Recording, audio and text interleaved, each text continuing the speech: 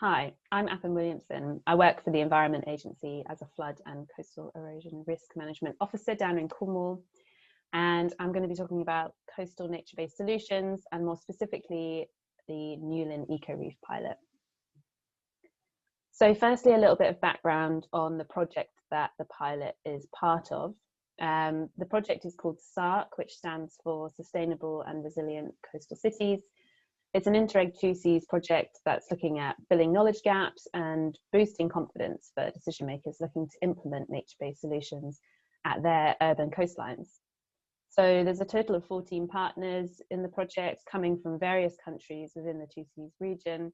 And on the project itself, we have partners from the UK, obviously, France, Belgium, and the Netherlands. And SARCC is really interested in nature-based solutions because climate change-induced sea level rise presents one of the greatest challenges to managers of urbanized coastal areas.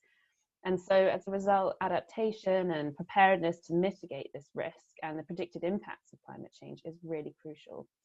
So the project is looking to develop the kind of naturally adaptive capacity of the coastal system through a number of pilots employing nature-based solutions. And the project's aim is really to develop joint methodologies and technical solutions that can be demonstrated. More importantly, they can be replicated and then monitored for their efficiency. So there are a number of project outputs involved. These include a visualization toolkit. So this demonstrates why nature-based solutions should be employed. It'll provide examples of best practice using nature-based solutions, historic trend analysis, IPCC scenarios, and presenting these in a number of formats, including a web-based geospatial viewer, videos, landscape artwork, and animations. Then we'll have an implementation framework and monitoring tool. So this will really be to help policymakers determine the most suitable nature-based solutions for their specific urban coastlines. Then there'll be nature-based solutions guidance booklets. This will be for local authorities to use. It will really provide a summary on activities completed in the project. And it'll also include content on scientific advice, historic trends, technical solutions, and business models. There'll be a number of events across the 2Cs regions throughout the kind of timeline of the project, really looking to share knowledge and fill knowledge gaps on nature-based solutions. So the project is running up until the end of 2022 at present. So there's plenty of time to attend one of these events if you're interested. And then finally, there's several coastal nature-based solutions pilots. So specifically, I'm going to be talking about the pilot based in Newlyn in Mounts Bay. But if you're interested in finding out more about the other nature-based solutions pilots that are going on, I'll include a link at the end of this presentation, which will link to the project website. So actually, a lot of the project outputs that are involved are really based on knowledge sharing for nature-based solutions. And as a result, the project is using a lot of data, a fair proportion of which we have sourced from CCO. So far this has involved profile data, bathymetry data, aerial photography, a storm catalogue, wave buoy data, and habitat mapping. And so really CCO has already formed a really crucial part of a kind of baseline data collection for this project. So for a little bit of background on the breakwater itself, this is the breakwater up here. As you can see, it's on the North Pier of Newlyn Harbour.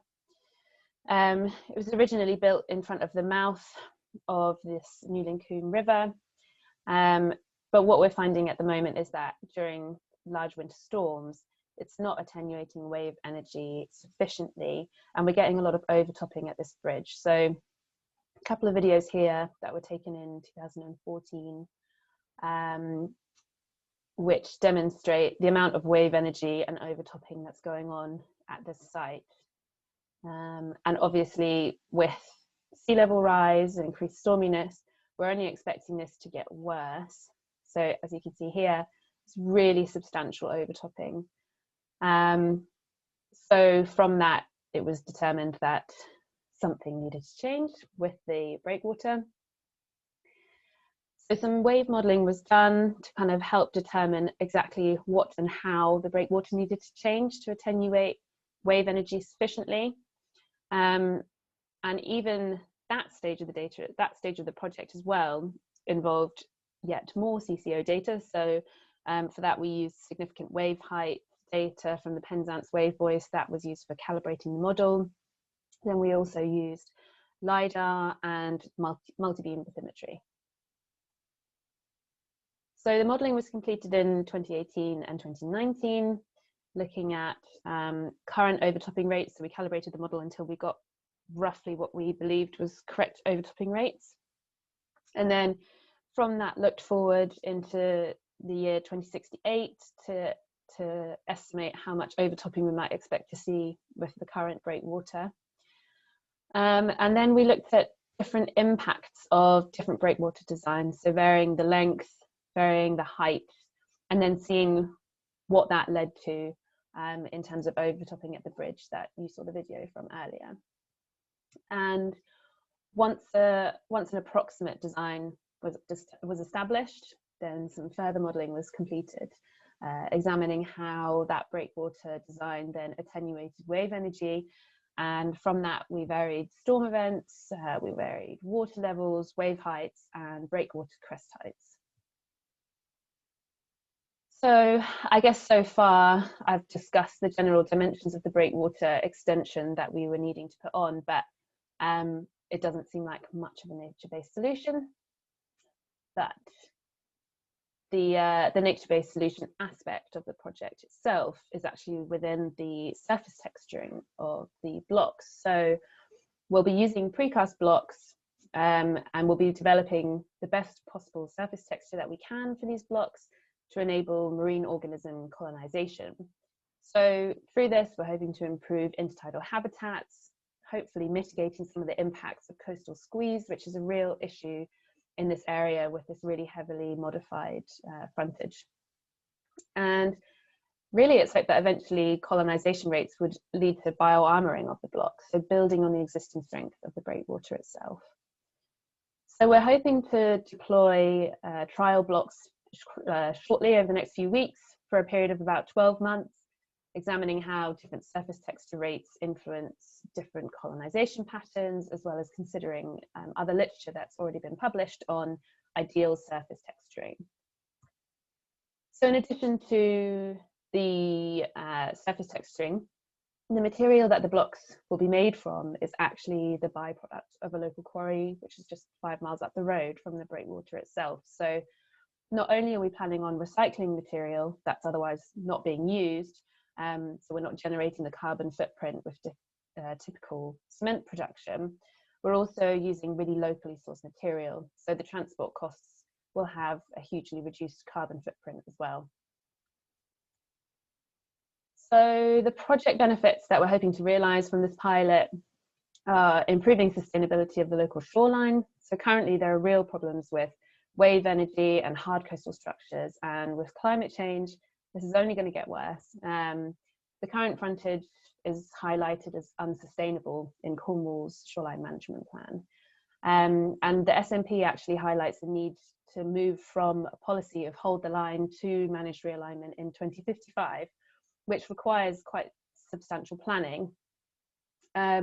And the SNP suggests that this is done in combination, this managed realignment is done in combination with offshore structures. So we're really hoping that the Newlyn Eco Reef will provide a really solid proof of concept of nature-based solutions in high energy environments.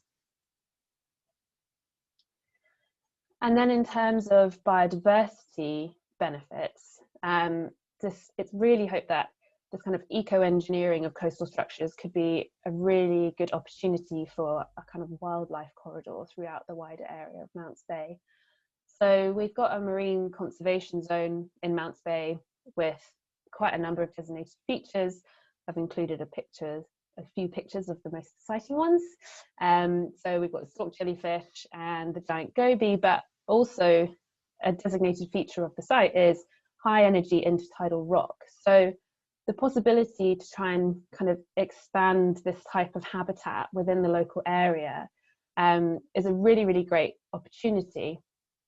And it's hoped that eventually this project and potentially future ones will really help to increase biodiversity, and as well as increasing retention of sediment within Mounts Bay. So that's a really basic kind of tour of the project and the pilot itself. If you want any more information, I have linked the project website. There's a newsletter that you can sign up for, and also you can find out about upcoming events that we've got going on. So please feel free to ask any questions, and thank you very much for watching.